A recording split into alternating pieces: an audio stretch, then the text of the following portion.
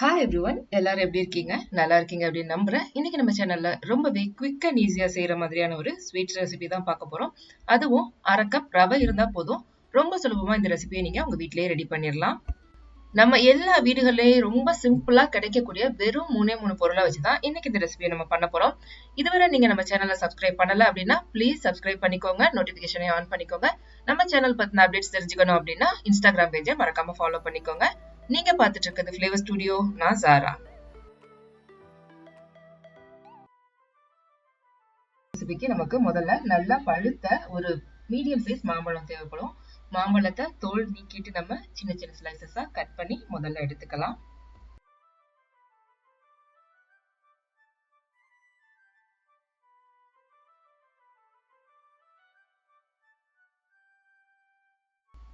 நல்லா ஸ்வீட்டா இருக்க மாதிரியான மாம்பழங்களா பார்த்து வாங்கிக்கோங்க. அப்பதான் இந்த ரெசிபிக்கு நல்லா இருக்கும். இப்போ இந்த மாதிரி நம்ம நல்லா சின்ன சின்ன கியூப்ஸா கட் பண்ணி எடுத்துக்கணும்.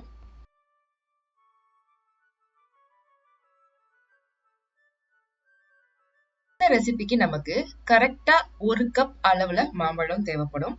சோ நான் இன்னைக்கு எடுத்திருக்க கப் பாத்தீங்கன்னா 240 ml பிடிக்கக்கூடிய கப்ல அளந்துக்கிறேன். கரெக்டா 1 கப் அளந்து நம்ம இத இப்ப நல்லா ஒரு ஃபைன் பேஸ்டா ஸ்மூத்தா அரைச்சு எடுத்துட்டு வரணும். இத ஒரு மிக்ஸி ஜார்ல சேர்த்துட்டு இப்ப இதுல நம்ம ஒரு 1/4 கப் அளவு சுகர் சேர்த்துக்கணும்.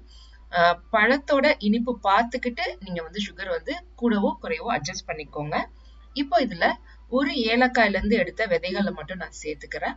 சேர்த்துட்டு இதுல தண்ணி எதுவும் அறவே சேர்க்காம நம்ம இதை இப்ப நல்ல ஒரு ஃபைன் பேஸ்டா அரைச்சு எடுத்துட்டு வந்துடலாம்.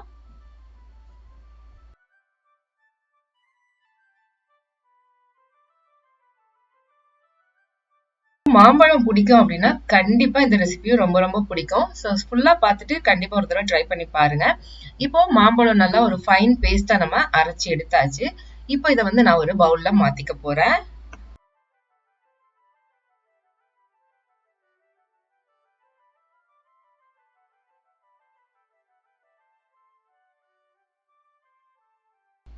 இதுல நம்ம தண்ணி அறவே சேர்க்க போறது இல்ல. அதனால மிக்ஸி ஜாரை நம்ம அலசி எப்போதும் சேர்ப்போம் இல்லையா, அந்த மாதிரி சேர்க்க வேண்டாம். பாருங்க நல்லா ஃபைன் பேஸ்டா அரைச்சிட்டு இதுல நான் ஒரு 2 பிஞ்ச் அளவு உப்பு சேர்த்துக்கிறேன்.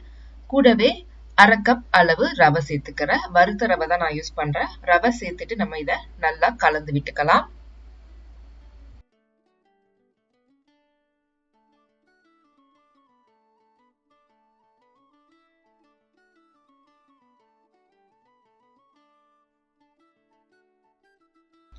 நல்லா கலந்து விட்டதுக்கு அப்புறமா இத ஒரு மூடி போட்டு 30 நிமிஷம் நம்ம ஊற விட்டுறலாம். 30 நிமிஷம் கழிச்சு ஓபன் பண்ணி பார்த்தோம் அப்படின்னா நம்ம ரவை மாம்பழம் கூட நல்லா மிக்ஸ் ஆகி நல்லா ஊறி கெட்டியா இருக்கும். பாருங்க நல்லா ஒரு வாட்டி கலந்து விட்டுட்டு இதுல ஒரு டேபிள் ஸ்பூன் அளவு தேங்காய் பால் நான் சேர்த்துக்க போறேன். உங்ககிட்ட தேங்காய் பால் இல்ல அப்படின்னா நீங்க நார்மல் மில்கே சேர்த்துக்கலாம். கூடவே 2 சிட்டிகை சோடா உப்பும் நீங்க சேர்த்துக்கோங்க, அதாவது பேக்கிங் சோடா. மாவு நீங்க ஓபன் பண்ணும்போது இந்த அளவுக்கு திக்கா இல்ல தண்ணியா இருக்கு அப்படின்னா எக்ஸ்ட்ராவா பால் எதுவும் சேர்க்காதீங்க. எனக்கு நல்லா திக்கா இருந்ததுனால கொஞ்சமா நான் தேங்காய் பால் சேர்த்துக்கிட்டேன்.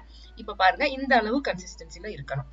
இப்போ மாவை நல்லா ரெடி பண்ணிட்டு ஒரு இட்லி தட்டு எடுத்துட்டு நல்லா அதுல நெய் பிரஷ் பண்ணிக்கணும். நெய் இல்லைன்னா தேங்காய் எண்ணெய் ஏதாவது நம்ம பிரஷ் பண்ணிக்கலாம்.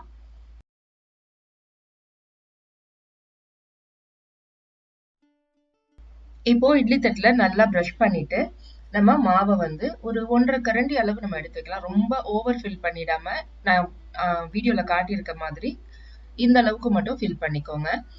நான் இன்னைக்கு கொடுத்திருக்க மெஷர்மெண்ட் படி நீங்க ரெடி பண்ணீங்க அப்படின்னா ஒரு 5ல இருந்து 6 ஸ்வீட்ஸ் கிடைக்கும். 6 தட்டு இட்லியில நம்ம செய்யற அளவுக்கு ஸ்வீட்ஸ் கிடைக்கும்.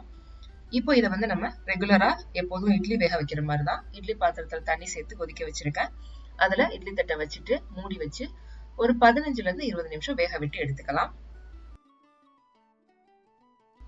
ஓபன் பண்ணிட்டு வெந்துருச்சான்னு செக் பண்ணிட்டு எடுத்து ஆற விட்டுருங்க. சூடா இருக்கும்போது நம்ம தட்டுல இருந்து ரிமூவ் பண்ண ட்ரை பண்ண வேணாம், தட்டுல ஒட்டிட்டு வரும். ஸோ லைட்டா ஆறுனதுக்கு அப்புறமா நம்ம ரெகுலரா இட்லி எப்படி எடுப்போமோ அந்த மாதிரி ஒரு கரண்டியால எடுத்துட்டு சர்வ் பண்ணிட வேண்டியதான். உங்களுக்கு விருப்பம் இருந்தா இதுல பிஸ்தா அல்லது பாதாம் ஃபைனா சாப் பண்ணிட்டு சேர்த்துக்கலாம். ரொம்ப குயிக் அண்ட் ஈஸியா, அதே சமயம் அதிகம் எந்த பொருளும் இல்லாம செம்ம டேஸ்டியான ஒரு ஸ்வீட் ரெசிபி எப்படி செய்யறதுன்னு பார்த்தோம். கண்டிப்பா உங்க எல்லாருக்கும் இந்த வீடியோ பிடிச்சிருக்கும் அப்படின்னு நம்புறேன்.